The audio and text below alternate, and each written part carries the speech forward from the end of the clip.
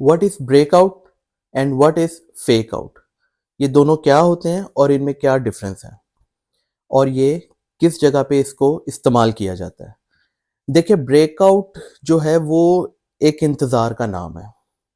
ठीक है, मैं आसान लफ्ज़ों में कोशिश करता हूँ आपको समझाने की कि हर बंदा जो है वो इसको समझ जाए।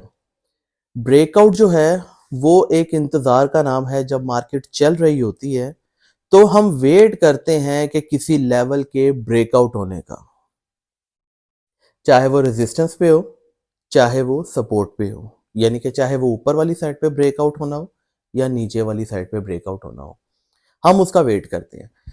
जब मार्केट किसी एक खास लेवल को हिट करती है, ब्रेक करती है और उसके ऊपर चलना स्टार्ट हो जाती है, मिसाल के तौर पे मार्केट चल रही है 4100 पे, अब 4100 से वो जाती है 4150 पे और वहां पे उसकी ब्रेक लग जाती है, वहां से दोबारा नीचे आती है, फिर दोबारा ऊपर जाती है 4150 पे, फिर उसकी ब्रेक लगती है, फिर नीचे आ जाती है।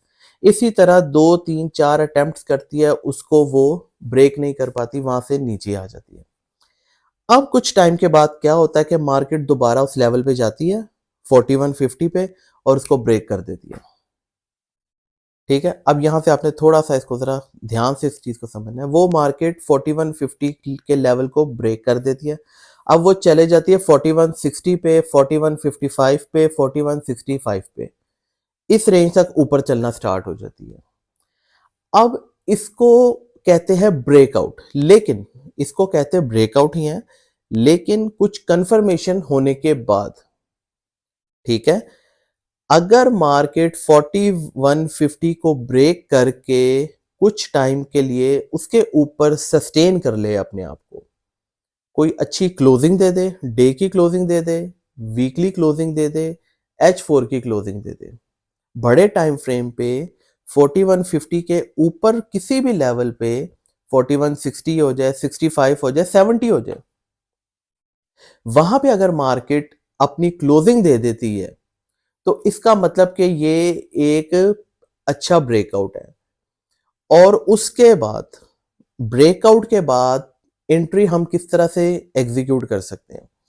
हमने क्या करना है, हमने वेट करना है मार्केट के ब्रेकआउट के बाद एक कंफर्मेशन कैंडल का। ठीक है, ब्रेकआउट मैंने जैसे शुरू में बताया कि इंतजार का नाम है, हम वेट कर रहे हैं ब्रेकआउट का, ब्रेकआउट का वेट कर रहे हैं, मार्केट लेवल को ब्रेक करे। मार्केट ने उस लेवल को ब्रेक किया, मार्केट ने लेवल को ब्रेक करके ऊपर चलना शुरू होगी 4155 पे, 4160 पे। अब वहां चल रही है मार्केट ने, वहां अपने आप को होल्ड किया हुआ है, वहां पे अपने आप को सस्टेन किया हुआ है, तो हम ये एक जहन बना सकते हैं कि मार्केट ने एक ब्रेकआउट कर दिया। अब अगर हमने बाई की एंट्री लेनी है, डेफिनेटली बाई की एंट्री लेनी है, तो अब हम दो चीजों का वेट करेंगे। पहला वेट करेंगे रीटेस्ट का। ठीक है, मार्केट जाती है 4165 पे, वहां से मार्केट दोबारा रीटेस्ट करती है 4150 को, यानी कि जैसे मैंने पहले डिस्कस किया था कि पहले वो रेजिस्टेंस थी, उसको ब्रेक किया, अब वो सपोर्ट बन गई है। अब 4165 से मार्केट दोबारा टेस्ट करेगी 4150 को। अब 4150 की लाइन के पास, उस प्राइस के पास आपको एक अच्छी बाय की कैंडल मिलती है, तो 100% आप मार्केट में बाय की एंट्री ले सकते हैं। ठीक है, दोबारा मैं इस चीज को रिपीट कर देता हूं। मार्केट ने ब्रेकआउट किया 4150 को, उसके ऊपर अपने आप को होल्ड किया, पहली कंफर्मेशन है मार्केट ने क्लोजिंग दी ऊपर, डे की दे दे, वीकली दे दे, H4 की दे दे, बड़े टाइम फ्रेम पे हो तो ज्यादा वैलिड है। ठीक है, मार्केट ने कंफर्मेशन दे दी कि भाई क्लोजिंग होगी है, मार्केट ने अपनी जो क्लोजिंग दी है 4150 के ऊपर ऊपर दी है। अब ये एक हमें पॉइंट मिल गया कि भाई ब्रेकआउट हो गया। दूसरी, अब हम वेट कर रहे हैं कि मार्केट में एंट्री लेने का। अब हमने ये नहीं करना क्लोजिंग दी तो 4165 से हमने बाई की एंट्री ले ली, नहीं, थोड़ा सा वेट और करना है। जहां इतना वेट किया, थोड़ा सा वेट और करेंगे। हम वेट करेंगे कि मार्केट दोबारा रीटेस्ट करे 4150 के एरिया को। आप उधर एक पेंडिंग ऑर्डर भी प्लेस कर सकते हैं, अगर आप अवेलेबल हैं सिस्टम पे, उधर मार्केट आती है तो अपना लाइव ऑर्डर भी एग्जीक्यूट कर सकते हैं। ठीक है, दोनों ऑप्शंस आपके पास हैं।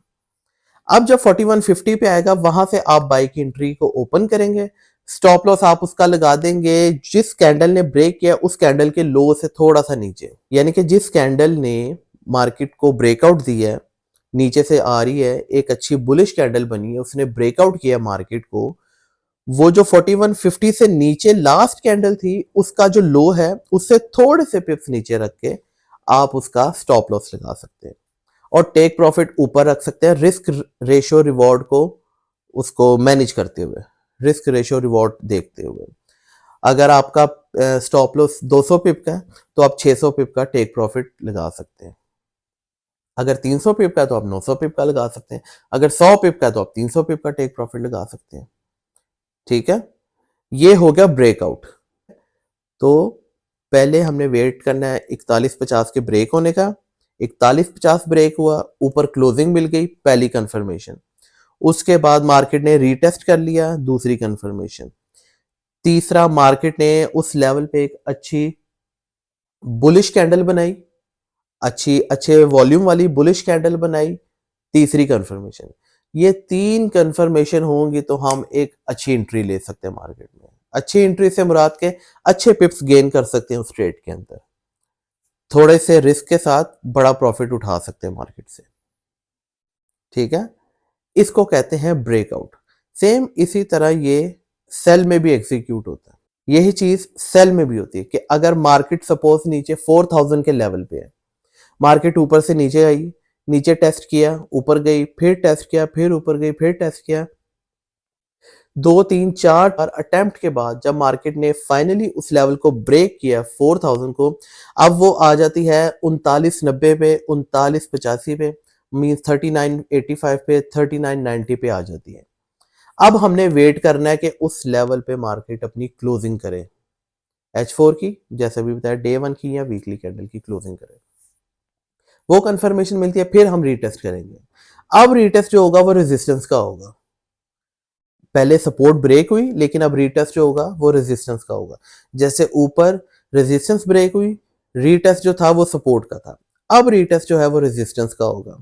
अब मार्केट 3985 3990 से दोबारा रीटेस्ट करती है, 4000 के लेवल को हिट करती है। वहां हम वेट करेंगे और कंफर्मेशन करेंगे कि एक स्ट्रॉन्ग सेल की बेयरिश कैंडल मार्केट बनाए। अगर वो बनती है तो सेम उसी पैटर्न से सेल करेंगे, थोड़ा सा स्टॉप लॉस लगाएंगे ऊपर और नीचे उसको एंजॉय करेंगे, उस राइड को एंजॉय करेंगे। तो सेम पैटर्न वही है बाय का और सेल का, और ब्रेकआउट सेल में भी होता है और बाय में भी होता है, लेकिन कुछ कंफर्मेशन के बाद हम एंट्री लेते हैं। अच्छा, ये तो हो गया ब्रेकआउट। अब एक होता है फेक आउट। फेक आउट किसे कहते हैं? देखिए, फेक आउट है कि मार्केट, पहले मैं आपको रेजिस्टेंस के बारे में समझाता हूँ, आप सपोर्ट की खुद ही अंडरस्टैंड कर जाएंगे। मार्केट 4150 को मार्केट ने पहली अटेम्प्ट की, नहीं ब्रेक हुआ, दूसरी की नहीं हुआ, तीसरी पे उसने ब्रेक कर दिया। 4150 को ब्रेक हुआ, मार्केट चले गई 4160 पे, 4170 पे। अब पहले तो था कि ये ब्रेकआउट है, बिल्कुल ये ब्रेकआउट है, मैं भी इस बात से एग्री करता हूँ कि ये ब्रेकआउट है। लेकिन जो 2 3 कंफर्मेशन हमने ब्रेकआउट में की हैं, अगर वो 3 कंफर्मेशन इस ट्रेड में नहीं मिली, मतलब इस मूवमेंट में हमें नहीं नजर आ रही, तो ये ब्रेकआउट नहीं होगा, ये फेक आउट होगा। मिसाल के तौर पे हम देखते हैं कि 4150 ब्रेक हो गया, अच्छा जी 4165 पे आ गई, 4170 पे आ गई, बाय की एंट्री ले लो।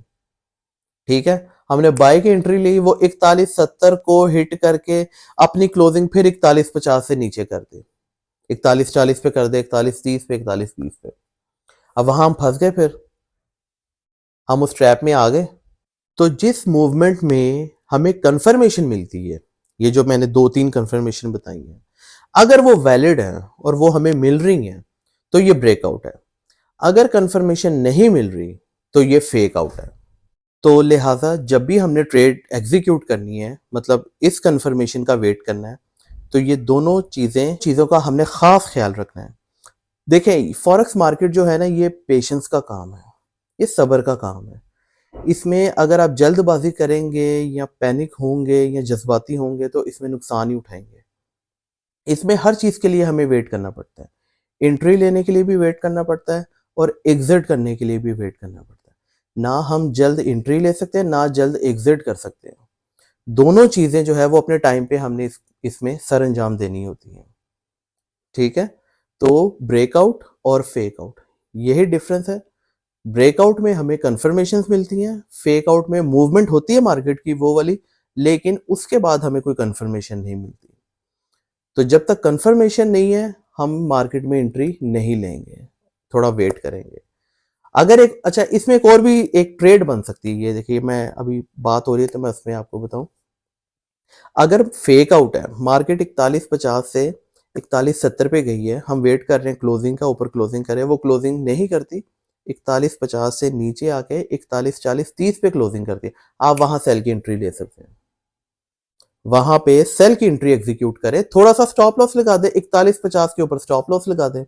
पहली अटेम्प्ट की नहीं ब्रेक हुआ, दूसरी नहीं की, तीसरी फेक ब्रेकआउट मिल गई, इट मींस के 2-3 कंफर्मेशन हुई के ऊपर लेवल हार्ड है, ऊपर नहीं जा पा रही मार्केट, ऊपर प्रेशर ज्यादा है, सेलर का प्रेशर ज्यादा है, वहां से सेल की एंट्री लें, अच्छे खासे आपको पिप मिल सकते हैं उसमें, थोड़ा सा स्टॉप लॉस लगा के उसका आप टेक प्रॉफिट रखें, 80 पिप्स का, 100 पिप्स का, 200 पिप्स का, तो वो भी एक ट्रेड आप एग्जीक्यूट कर सकते हैं। देखिए फेक आउट भी जो है वो भी किसी हद तक आपके लिए बेनिफिशियल हो सकता है अगर आप उसका भी सही इस्तेमाल करें। ब्रेकआउट तो है ही है, लेकिन फेक आउट भी आपके लिए किसी हद तक फायदेमंद हो सकता है।